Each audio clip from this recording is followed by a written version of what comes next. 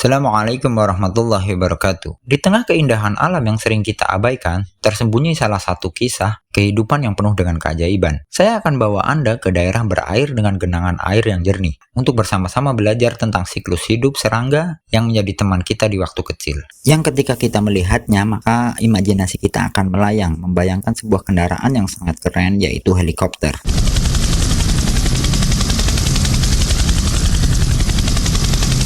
Inilah dia, capung atau odonata atau dragonfly. Sebagian dari kita mungkin tidak tahu dan tidak pernah membayangkan kalau capung yang kita kenal mengawali hidupnya dimulai dari air. Bohong, yang bener. Keberadaan mereka sering dijadikan indikator tingkat kebersihan air dan udara, serta keberagaman vegetasi habitatnya. Dan kita putar dulu intronya. Seperti biasa, siapkan dulu kopinya kawan.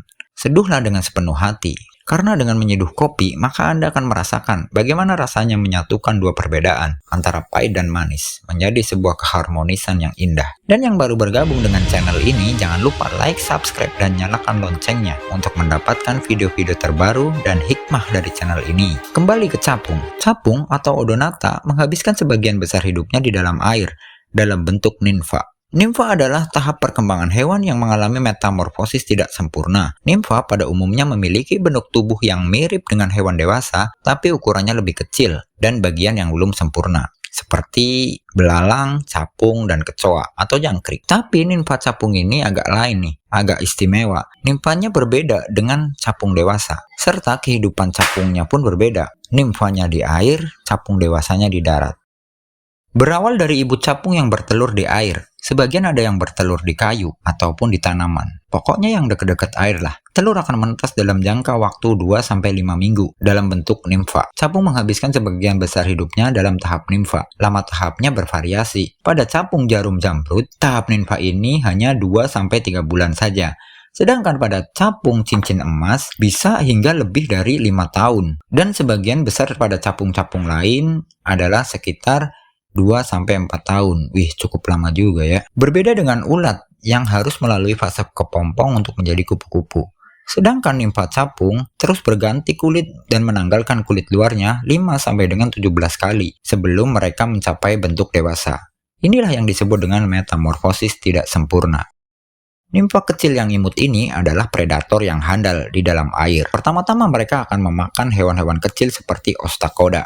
Setelah besar, dia akan menjadi karnivora oportunis, alias karnivora yang tidak pilih-pilih mangsa. Mulai dari berudu, ikan kecil, bahkan kalau nggak ada, dia juga makan saudaranya sendiri. Weh, nakal ya. Nanti bilangin mama nih.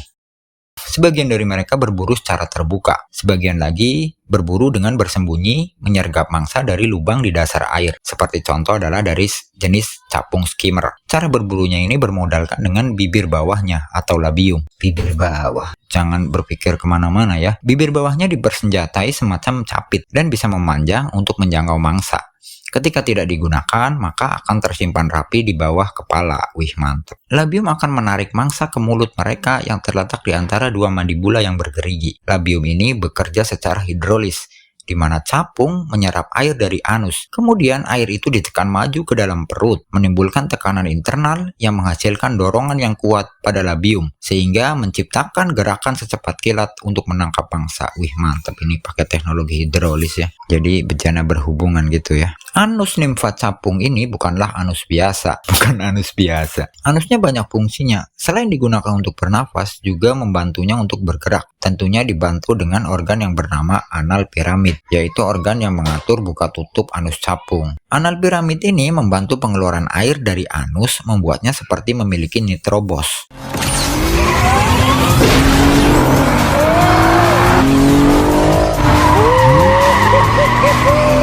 Yang membuatnya bergerak melesat menghindari pemangsa ataupun untuk menangkap mangsa.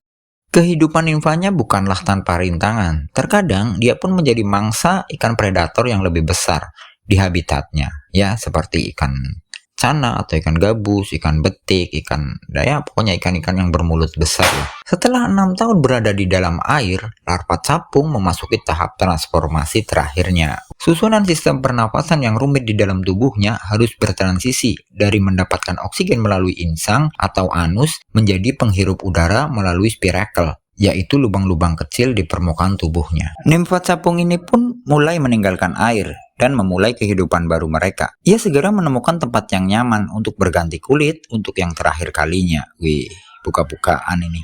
Bagian kulit toraksnya pun mulai terbelah, menggeliat dan mengelekukan tubuhnya untuk keluar dari kulit nimfa. Muncullah makhluk indah bernama capung. Wah, ini lebih mirip ente pas buka celana pensil ente yang seret ya.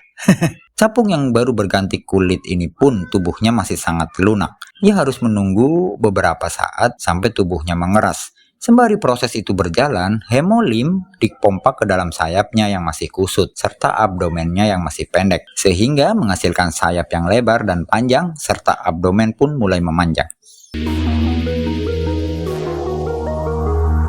Odonata yang memiliki abdomen seperti jarum disebut capung jarum, sedangkan yang biasa disebut dengan capung biasa. Capung pun siap terbang. Capung dewasa hanya hidup beberapa minggu atau hingga 1 tahun.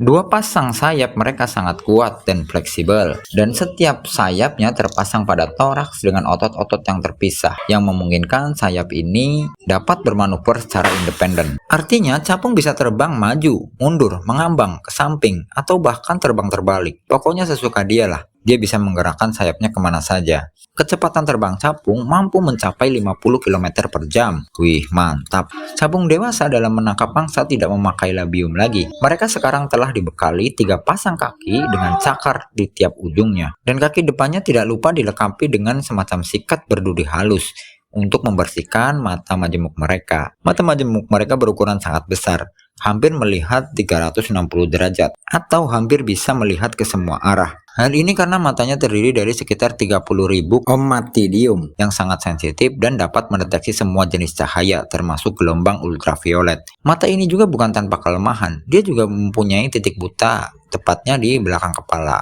Bisa melihat ke segala arah tapi ada titik butanya. Omatidium ini dapat mendeteksi gerakan dengan radius lebih dari 10 meter. Capung adalah predator terbaik di kelas serangga terbang. Mereka sering berburu mangsa yang sedang terbang juga.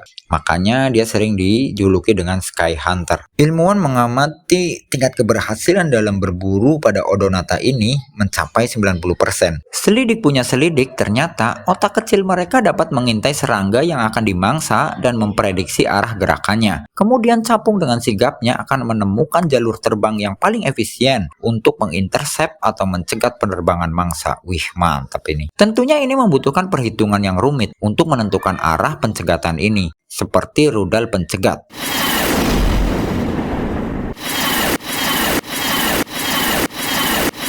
Sehebat-hebatnya capung, pasti pernah jatuh juga. Itu mah tupai ya.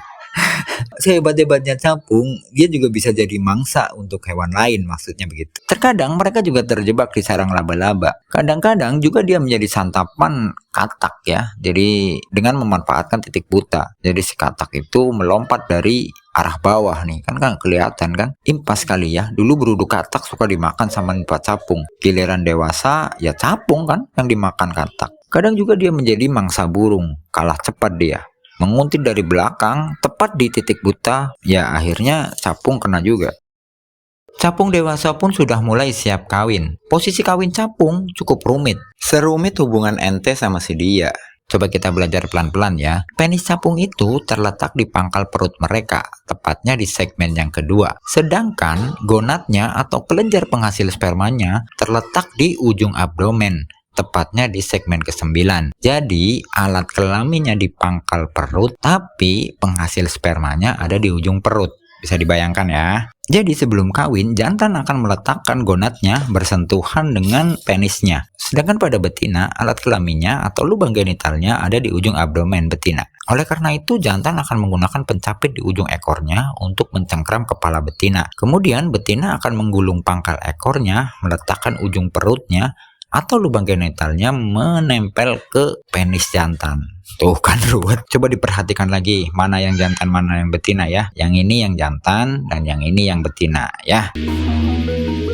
Di ujung perut betina ada genital tunggal dan opositor kecil yang akan digunakan untuk menyimpan telur yang sudah dibuai. Setelah kawin, kebanyakan pejantan akan tetap melekat atau terbang berada di dekat betina. Hal ini bertujuan untuk menghalangi pejantan lain yang akan mengawini betinanya. Waduh, perebutan betina ini. Tapi hal tikung-menikung ini dalam dunia percapungan ini adalah hal biasa. Makanya kebanyakan capung akan tetap menempel bersama setelah kawin untuk memastikan terjadinya pembuahan yang sukses sampai si betina meletakkan telurnya.